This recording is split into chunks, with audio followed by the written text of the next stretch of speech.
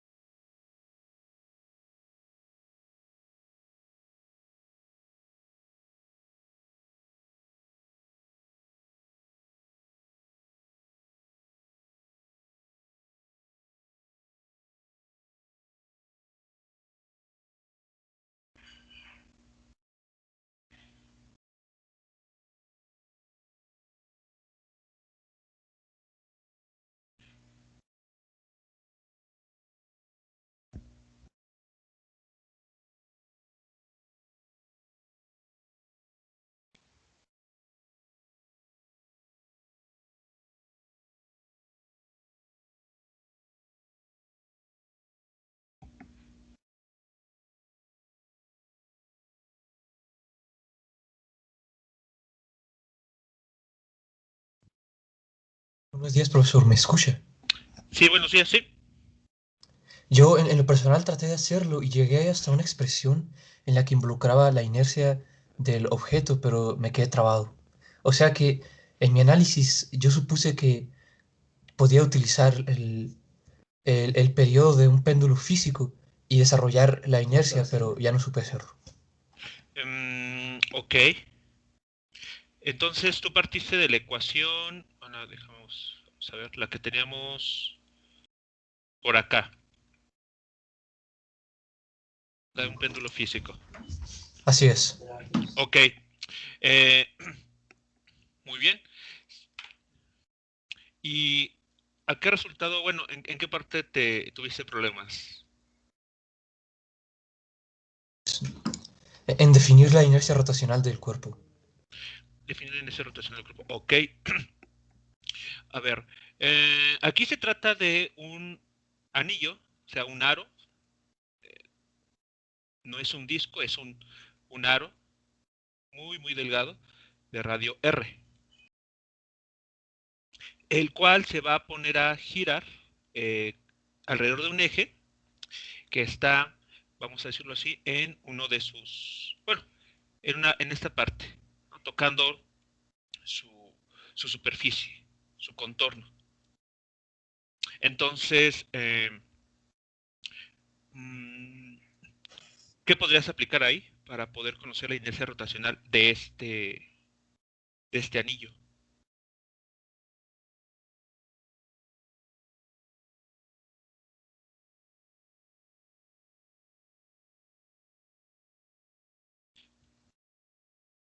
Porque, por ejemplo, a ver, en tablas ustedes pueden ocultar en tablas la inercia rotacional para el aro cuando gira alrededor de un eje que pasa justo por su centro de masa.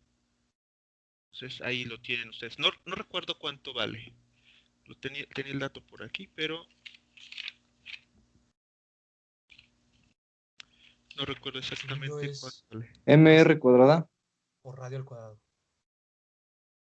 MR cuadrada. Ok, MR cuadrada, vale. Bueno, esto sería entonces la inercia rotacional para el eje que pasa por el centro de masa. Pero lo que está sucediendo es que este anillo está girando alrededor de un eje que pasa por este punto. Está girando.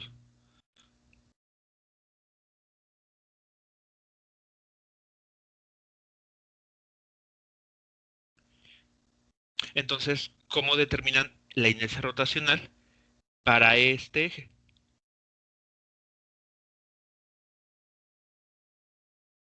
Según yo se hace con una integral.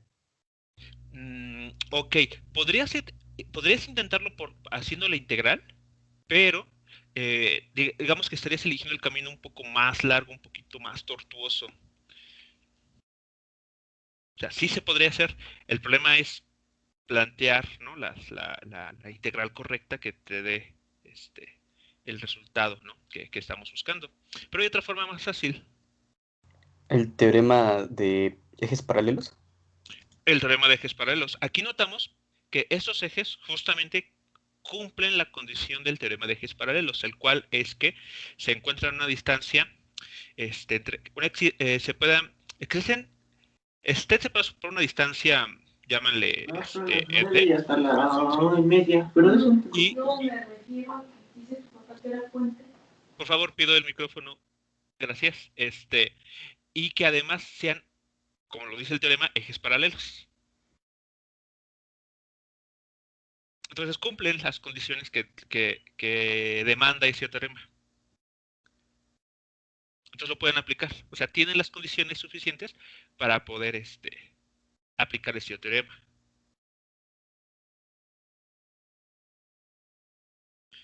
¿Qué les dice el teorema de ejes paralelos?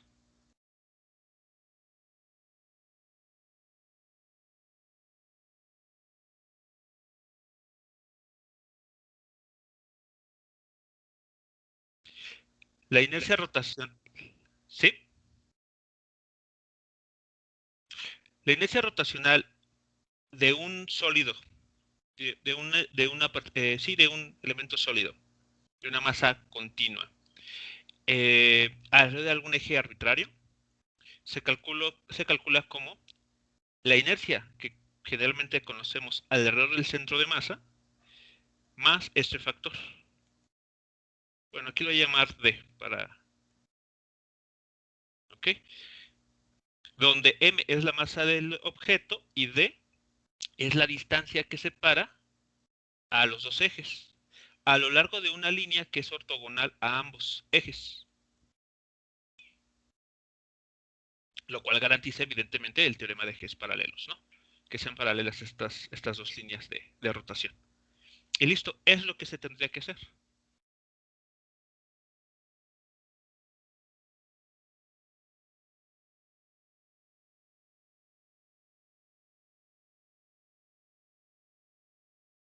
¿Vale? No sé si esto queda claro, Torrero. Sí, sí queda claro. La ¿Sí? verdad es que no conocía esa expresión. Ok, vale.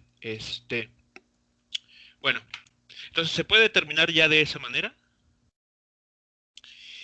Y entonces, a ver, conociendo este valor, lo pueden ustedes sustituir aquí, como bien pretendías, identificando además los otros valores, por ejemplo, H, ¿no? Y D. Aquí yo dejé D indicando cualquier eh, separación que pueda existir entre los ejes, pero para ese problema D y H toman valores muy específicos. Entonces, bueno, esa es una forma de hacerlo. Tal vez sería la forma más directa que ustedes pueden eh, emplear para encontrar el periodo. Y está bien. Otra forma, y que, bueno, de hecho se les pidió con toda la intención, era que intentaran ese problema aplicando el método de energías. Sobre todo para que fueran practicando también, ¿no? Para que fueran viendo cómo resolverlo con esta otra forma e ir detectando qué posibles complicaciones podrían existir. ¿Algo lo intentó de esa manera?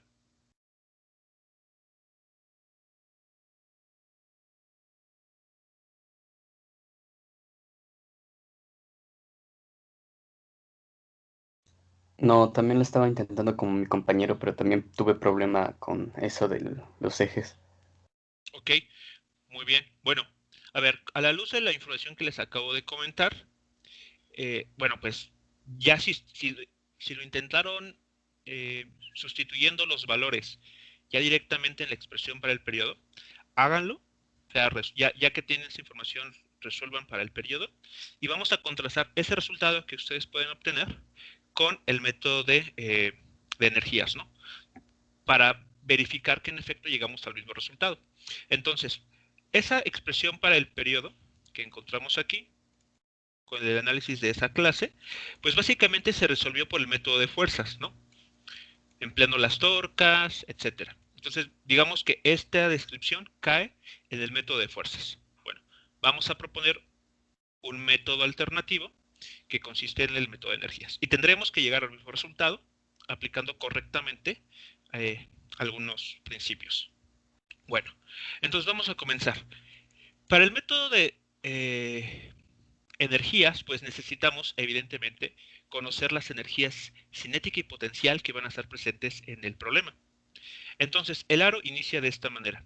Inicialmente está vertical, de tal manera que su centro de masa coincide con el eje vertical, aquí indicado en color rojo. Posteriormente, lo desplazamos un cierto ángulo. Eso hace entonces que respecto al pivote, identificado por el nivel del pivote está identificado por la línea en color verde horizontal que pueden ver aquí. Bueno, respecto a ese punto o esa línea, el centro de masa pues ya se encuentra a una distancia distinta al caso anterior. Anteriormente se encontraba a una distancia R, ahora se encuentra a una distancia H. Bueno, como ya les había comentado, para este caso vamos a tener que hacer uso del teorema de ejes paralelos, el cual menciona nuevamente la inercia rotacional alrededor de cualquier eje, un eje distinto al que solemos utilizar como el del centro de masa, el eje que pasa por el centro de masa, se va a determinar como la inercia rotacional alrededor del centro de masa más una cierta cantidad, ¿no? Donde esta cantidad, como mencionaba, incluye la distancia que separa a el eje que pasa por el centro de masa y el nuevo eje alrededor del cual queremos determinar la inercia rotacional. Bueno, en este caso, para irnos adelantando, ¿cuánto vale esta distancia D marcada en el teorema de ejes paralelos?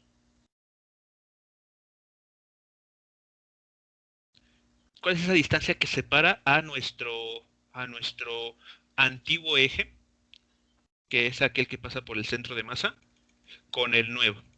El nuevo es aquí, donde está este pivote. ¿Es el radio? Exactamente, es el radio.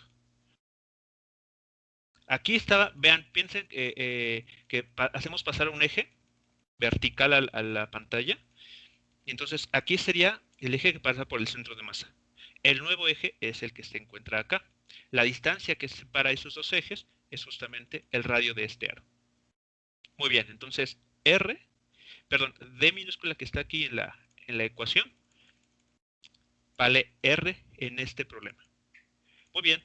Bueno, entonces ya con esta información podemos asegurar lo siguiente.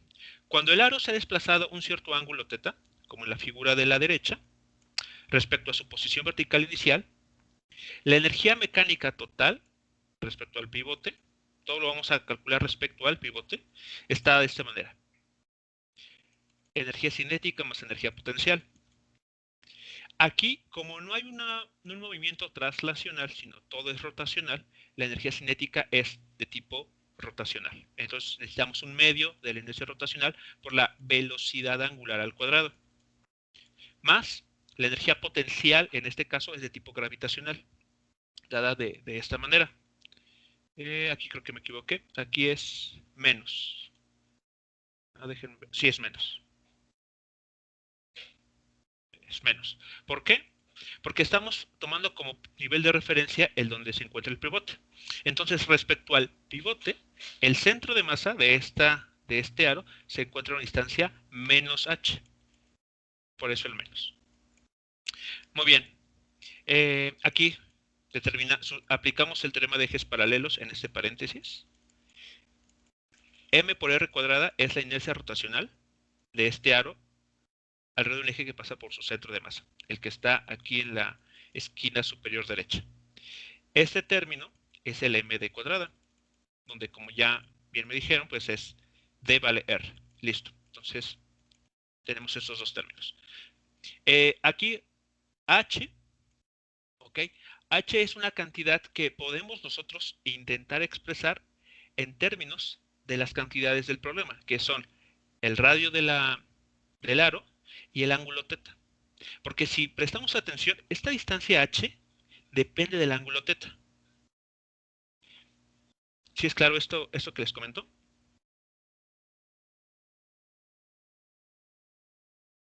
Sí, profe. ¿Sí?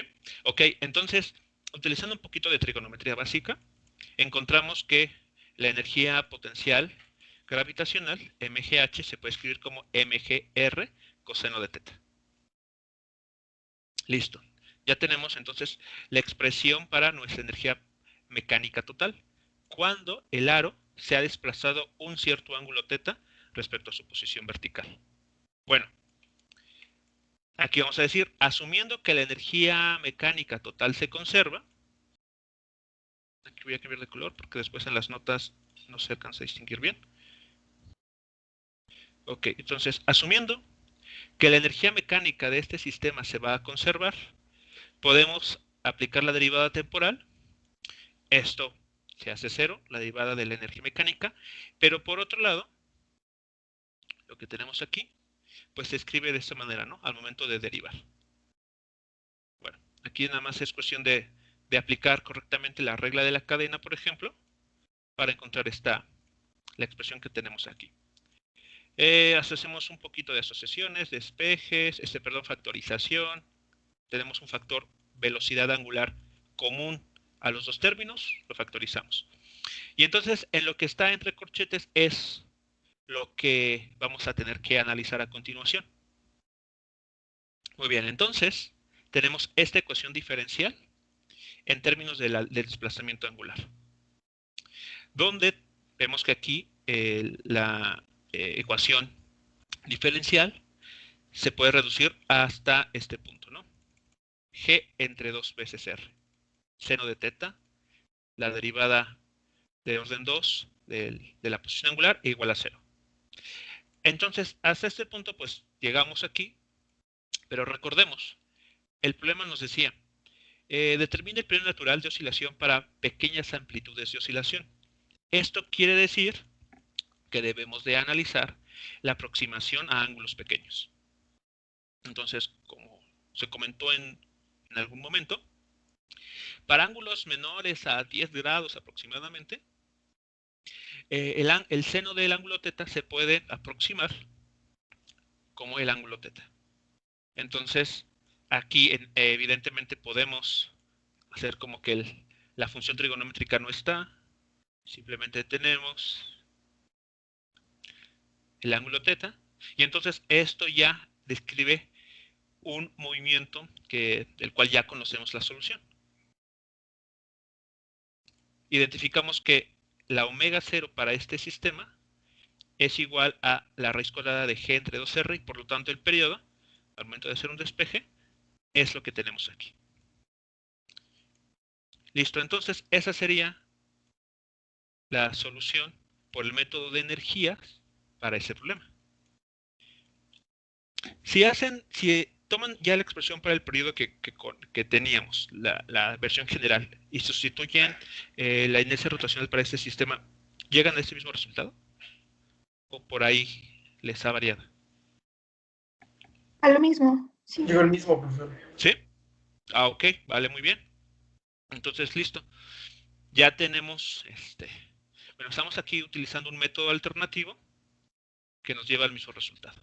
Entonces, dependiendo del tipo de problema que ustedes tengan, pues puede que les convenga utilizar uno u otro método con el que ustedes se sientan más cómodos. El punto es, para el método de fuerzas, pues identificar las fuerzas que están presentes. Si hablamos de un movimiento en el eje X, son solamente las fuerzas. Si son desplazamientos angulares, entonces ahí hay que tomar en cuenta las torcas. Ahora, para el método de energías, independientemente del tipo de movimiento, ya sea lineal, línea recta o rotacional, el principio es el mismo. Hay que obtener la energía mecánica del sistema con todas las energías cinética y potencial que admita y, bueno, seguir un procedimiento de ese estilo. ¿Alguna pregunta, comentario con el método o en general?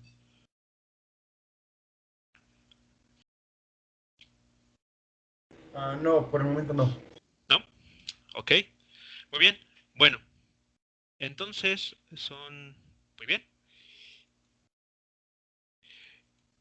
Pues ahora, a modo de práctica, para ustedes, se propone el siguiente ejercicio. Este me lo van a hacer llegar a través de un link que les voy a enviar en unos minutos.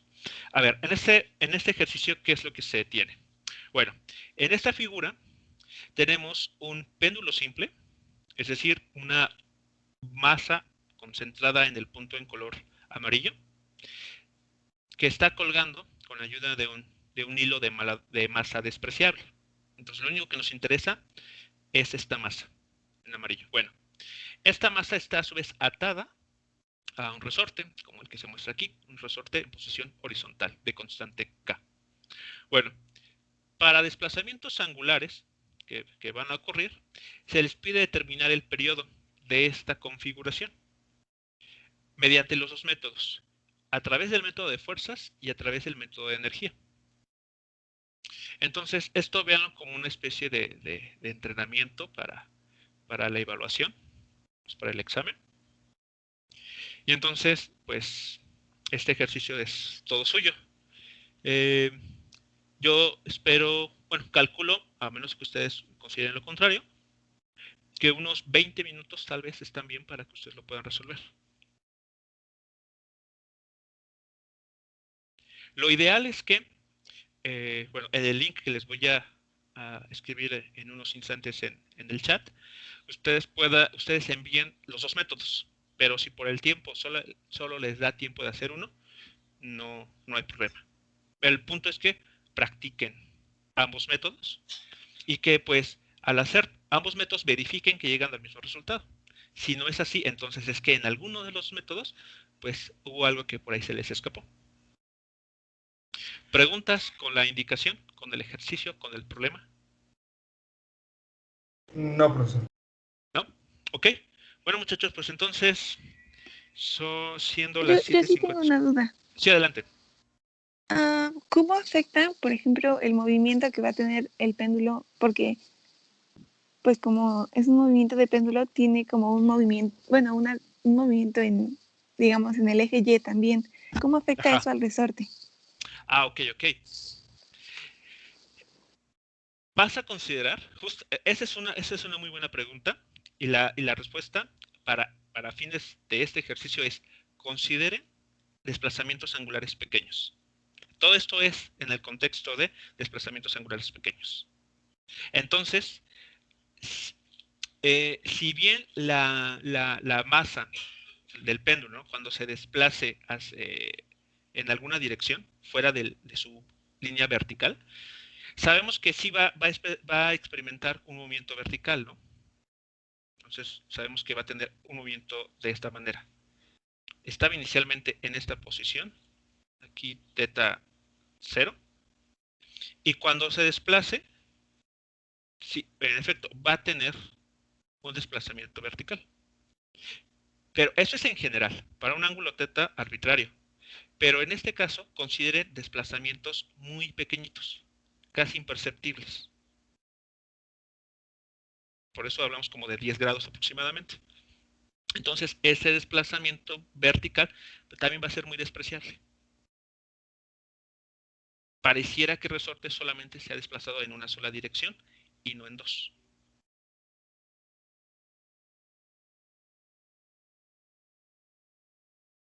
¿Sí quedó claro cómo tratar entonces el problema? Sí, gracias. Sí, vale.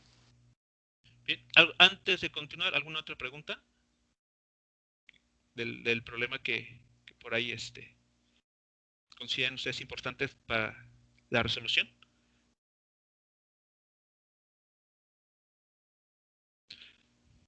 Consideren desplazamientos angulares pequeños. Estamos en esa aproximación. Entonces, cuando tengan que hacer alguna aproximación, consideren esa condición. Muy bien, muchachos, pues entonces yo calculo que como a las 8:20 será el tiempo límite para que ustedes hagan el envío de una imagen, o si les da tiempo, un PDF incluso, no importa, de su procedimiento. Lo ideal, repito, es que intenten los dos métodos, que lo envíen esos dos métodos, O si les da tiempo de uno, bueno, pues uno de ellos, con el que tal vez ustedes se sientan, ustedes deciden cuál aplican, si solamente quieren entregar uno, con el que se sientan más confiados o con aquel que necesiten como que ponerle un poquito más de práctica, ¿no? Muy bien, entonces dejo la pantalla para que tomen nota del ejercicio y a las 8:20 retomamos la sesión.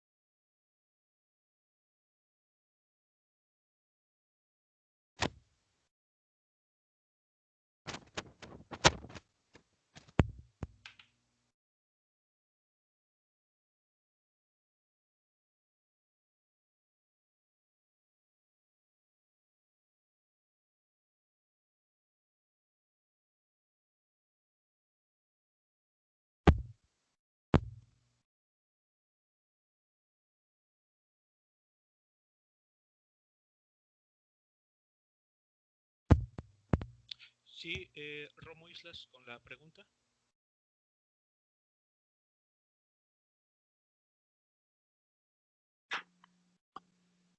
¿La escribo o se la digo, profe?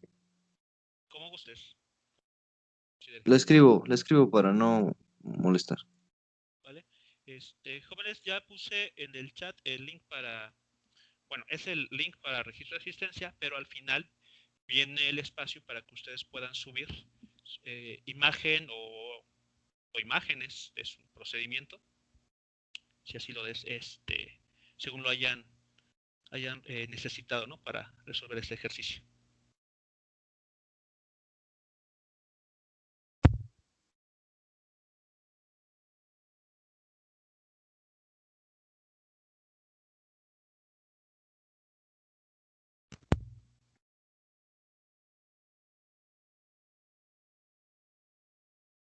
Hernández Pérez, a las 8:25 está bien, entonces.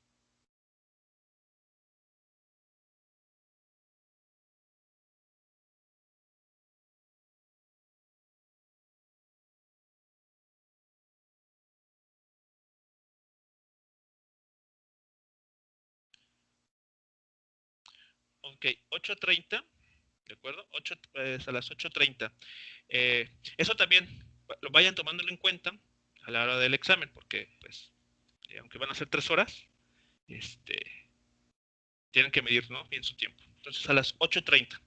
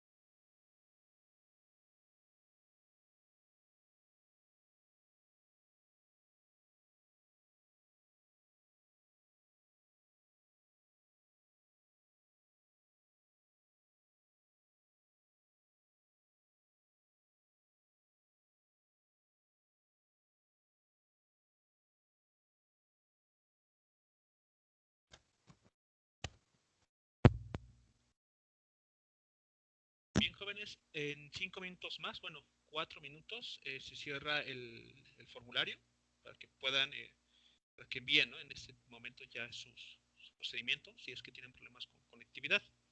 Y a las 8:30 pues comenzamos a revisar el ejercicio para contrastar sus procedimientos.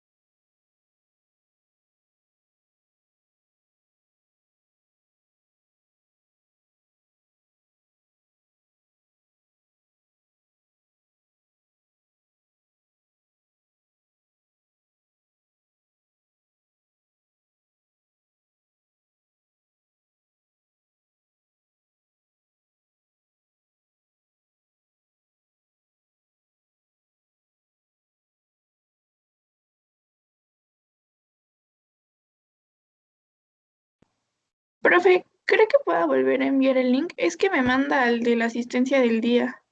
Porfi. Sí, sí, ese es el link. Al final, Ah, sí es cierto, ya vi. Gracias. de nada.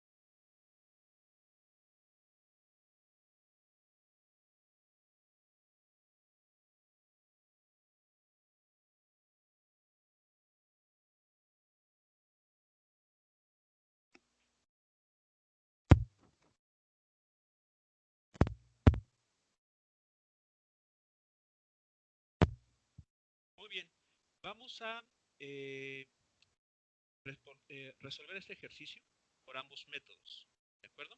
Entonces vamos a, bueno, ya sería cuestión de ustedes de que contrasten, ¿no? Es, lo que aquí se les va a presentar, ustedes realizarlo.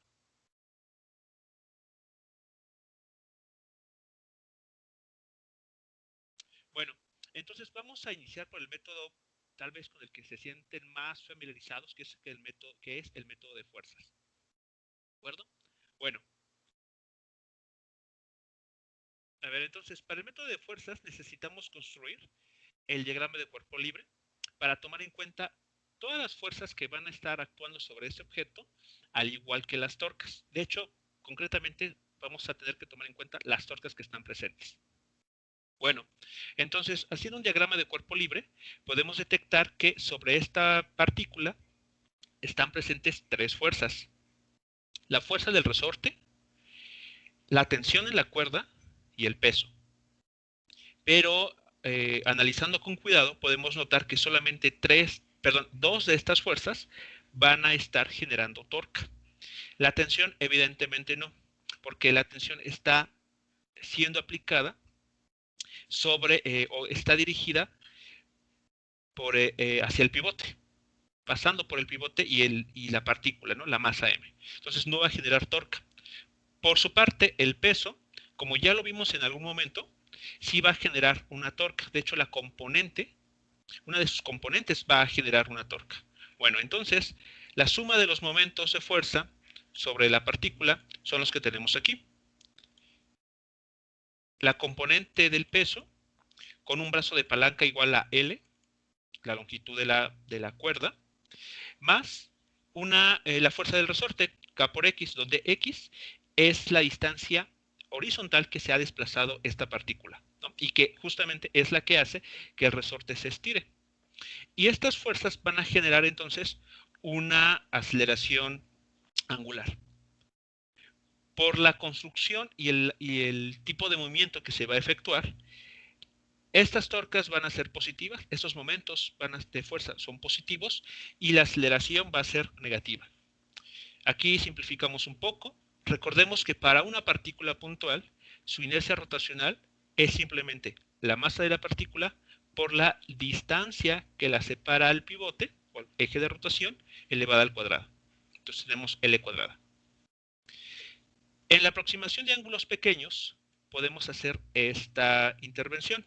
Seno de teta aproximadamente igual a teta y X, la distancia que se ha separado de su posición de equilibrio, la masa, que inicialmente ustedes la pueden encontrar como L por seno de teta, con un poco de trigonometría en el problema, lo podemos expresar simplemente como L por teta. ¿Hasta aquí alguna pregunta? Profe, Sí. ¿cómo consideró, perdón, me perdí un poco, la inercia rotacional?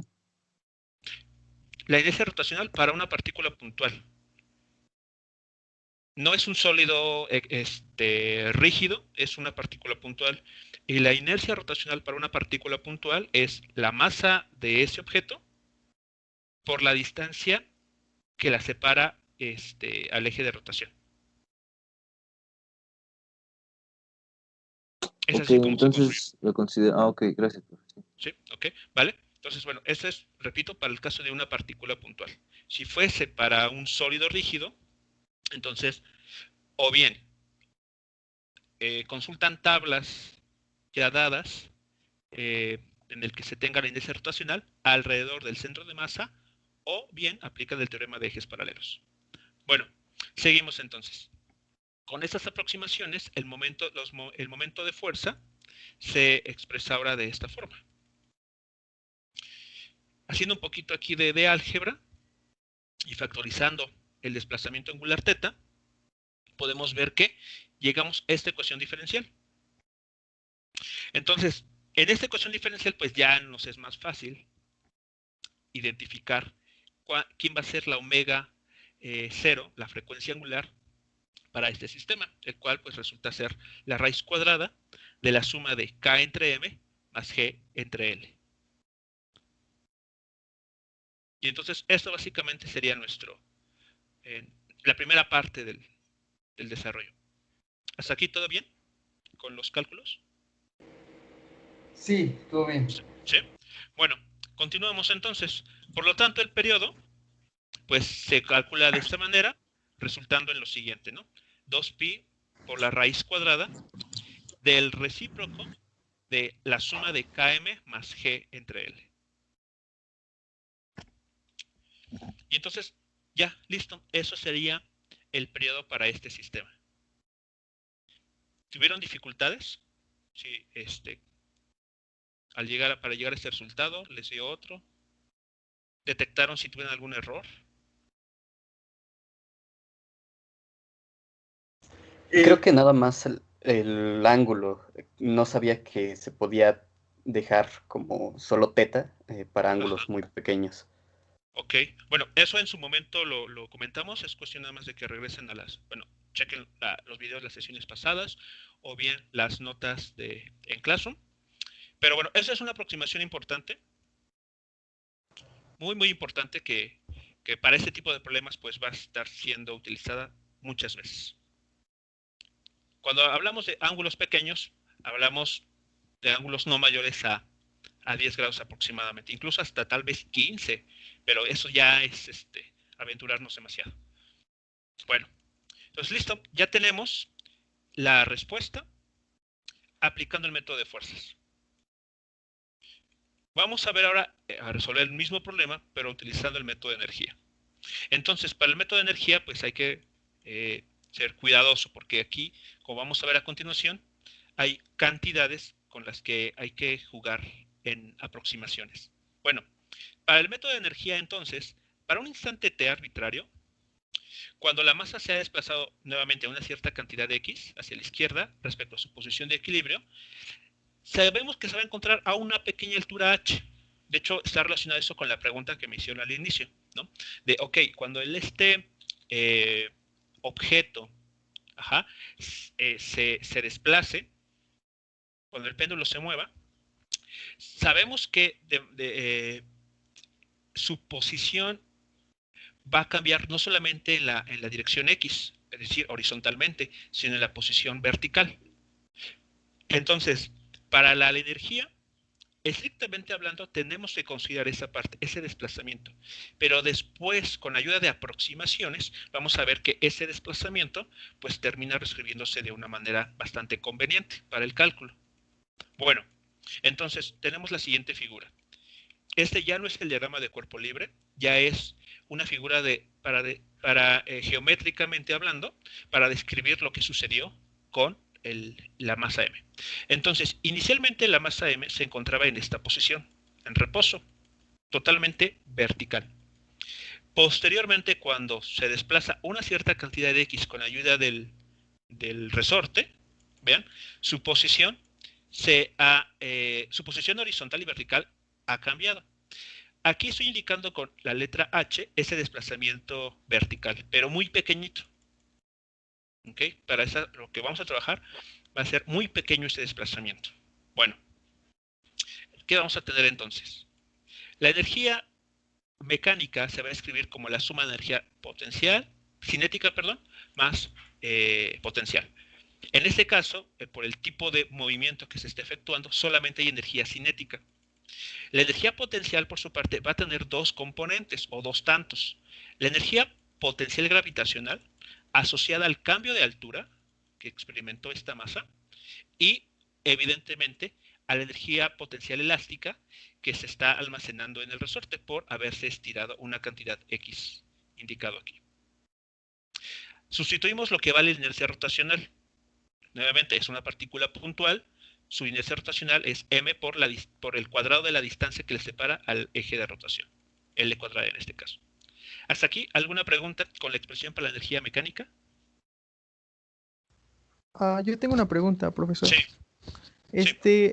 ¿Por qué en este problema no consideramos en la energía cinética un medio de la velocidad, bueno, de la masa por la velocidad en X que tiene la partícula? Porque si hay movimiento en X, ¿no? Si hay movimiento de hecho en dos direcciones. O sea, si hacemos un zoom aquí, puedes ver que el movimiento es algo así. Estaba Sí. inicialmente en esta posición, comenzó a desplazarse de esta manera, pero ese es un movimiento rotacional alrededor de este pivote. Ok, entonces ya va implícito en la velocidad angular, podría decirse. Ajá, sí, lo puedes ver de esa manera. Ok, profesor. Ajá. De hecho, si también recuerdan un poco del movimiento rotacional, recuerden ustedes que hay una relación entre la velocidad lineal y la velocidad angular. Entonces, ese valor de un medio de la masa por velocidad al cuadrado está implícita justo en este término. De hecho, esto que está aquí es justamente b al cuadrado. Entonces, 1/2 de la masa por la velocidad al cuadrado. Ok, profesor, gracias. ¿De nada? Muy bien. Entonces, listo. Tenemos energía, bueno, la energía mecánica. Ahora, vamos a empezar aquí a explotar la geometría del problema. Porque si bien el objeto, la masa puntual, se ha desplazado, ha tenido un desplazamiento angular, ese desplazamiento angular pues va a afectar o está relacionado con los desplazamientos x y h. Bueno, ¿de qué manera? Pues lo vamos a ver a continuación. Entonces, para el desplazamiento h, podemos ver que tenemos esta igualdad, ¿no? Vemos que en este triángulo rectángulo que se forma, ¿ok? Esta distancia vertical L menos h, aquí puesta, es igual a L veces el coseno de teta. Ahí trigonometría básica, ¿no? Por lo tanto, podemos conocer h en términos de el desplazamiento angular. Por otro lado, similar al caso anterior, al inciso A, la distancia x se puede expresar en términos del desplazamiento angular a través de la función seno de teta. Muy bien. Entonces, bueno, aquí es un poquito de geometría o trigonometría del problema. Por lo tanto, podemos sustituir estos resultados en nuestra expresión para la energía mecánica. Lo hacemos y llegamos a esta cantidad. Aquí hemos sustituido el valor de h y aquí hemos sustituido el valor de x elevado al cuadrado. Bueno, justo en este punto es donde conviene realizar las aproximaciones, es decir, considerar que los desplazamientos angulares son muy pequeños. Por lo tanto, en la aproximación de ángulos pequeños tenemos lo siguiente. El seno de teta ya vimos que lo podemos aproximar al ángulo teta. El factor 1 menos coseno de teta, el que aparece justo en este término de la energía mecánica total, se aproxima de la siguiente forma. Ahora, aquí, bueno, a ver, les explico lo que está sucediendo. Tenemos 1 menos coseno de teta en color verde. Esto es igual a 1 menos, ahora en color verde, entre corchetes, se ha utilizado lo que se conoce como la serie de Taylor para el coseno, la función coseno de teta. Eso ustedes lo pueden, esta aproximación o esta descomposición en serie de Taylor, ustedes lo pueden checar en la literatura. No es nada extraño. Pero bueno, pero al final va a resultar bastante útil. Bueno, en esta aproximación hemos descompuesto entonces el ángulo, perdón, de la función trigonométrica del coseno de teta de esta manera, ¿no? Una suma infinita de estos términos, donde ahora tenemos potencias positivas del ángulo teta.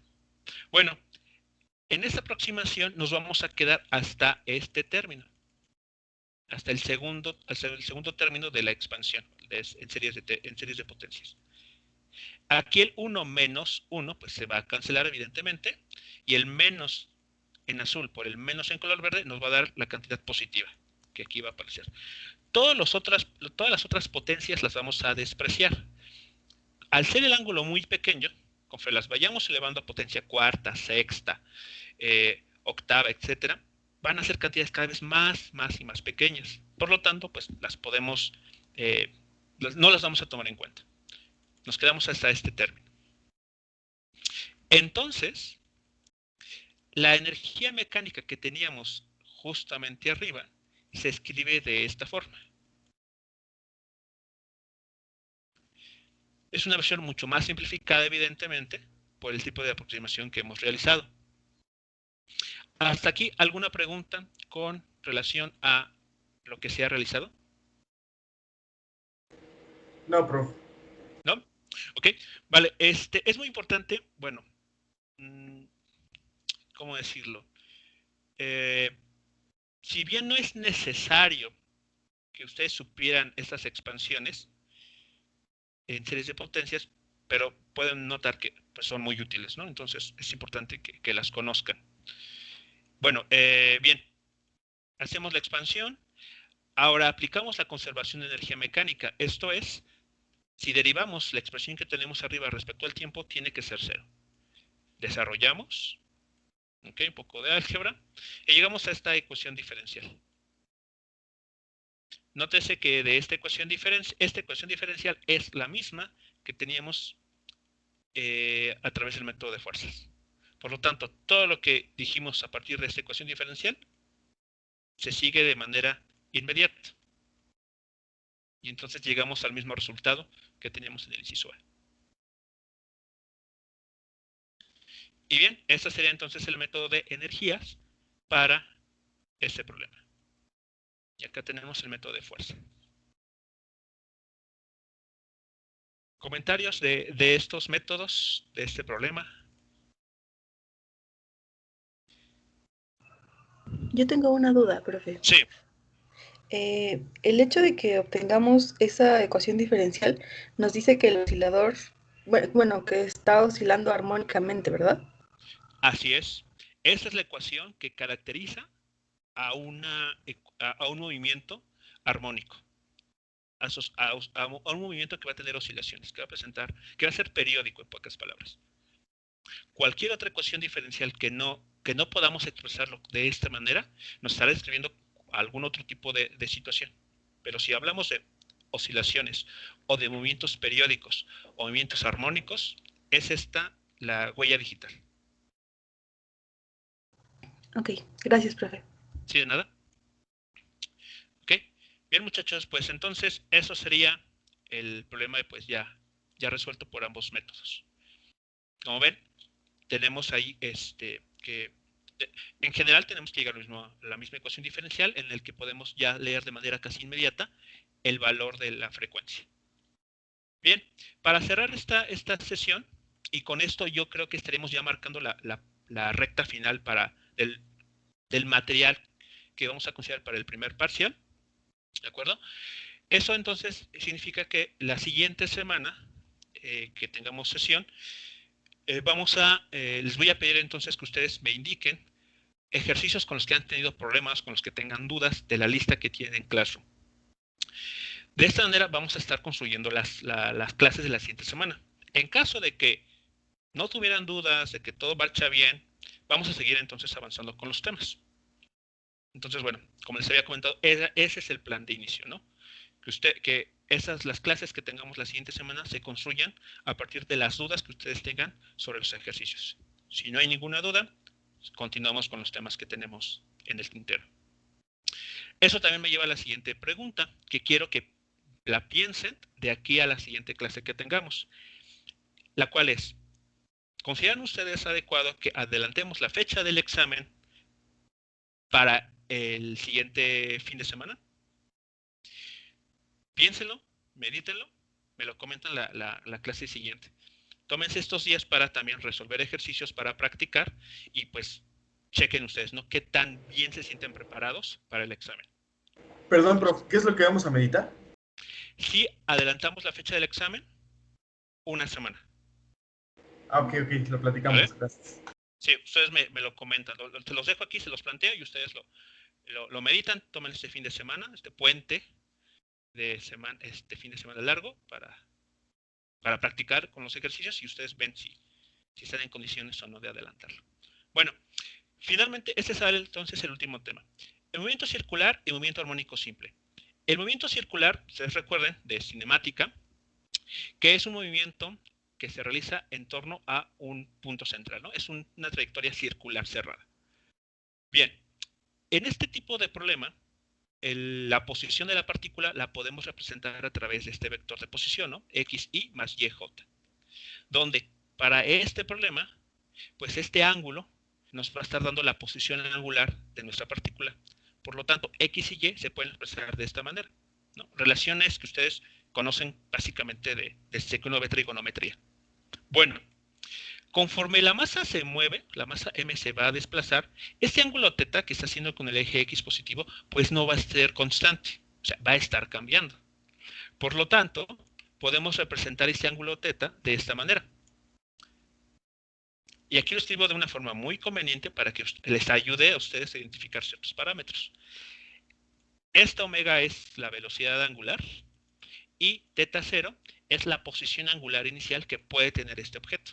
Cuando t vale 0, podríamos decir que su posición angular es teta 0. Y conforme avanza el tiempo y ese objeto se mueve con velocidad angular constante, pues su posición angular va a estar dada por esta ecuación. Entonces, aquí no les estoy diciendo nada nuevo, esto es de cinemática de una partícula. Bueno, por lo tanto, el vector de posición lo podemos expresar de esa manera, ¿no? Haciendo esas sustituciones. Teta vale esto que está aquí indicado, lo me sustituyen acá arriba, después X y Y lo sustituyen, lo que está en verde lo sustituyen aquí arriba en lo que está en color rojo, y el vector de posición entonces se expresa de esta manera, lo que está aquí mostrado. Aquí simplemente para fines del siguiente comentario podemos factorizar R. Y esto que está aquí, no sé si ustedes lo identifiquen quién es, si esto lo llamo teta simplemente. Coseno de teta i más seno de teta j. No sé si conocen quién es ese vector. Lo llegaron a ver en cálculo vectorial, tal vez.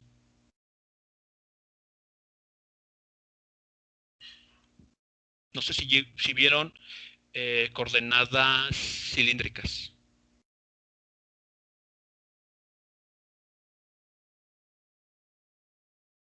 Sí, lo vimos.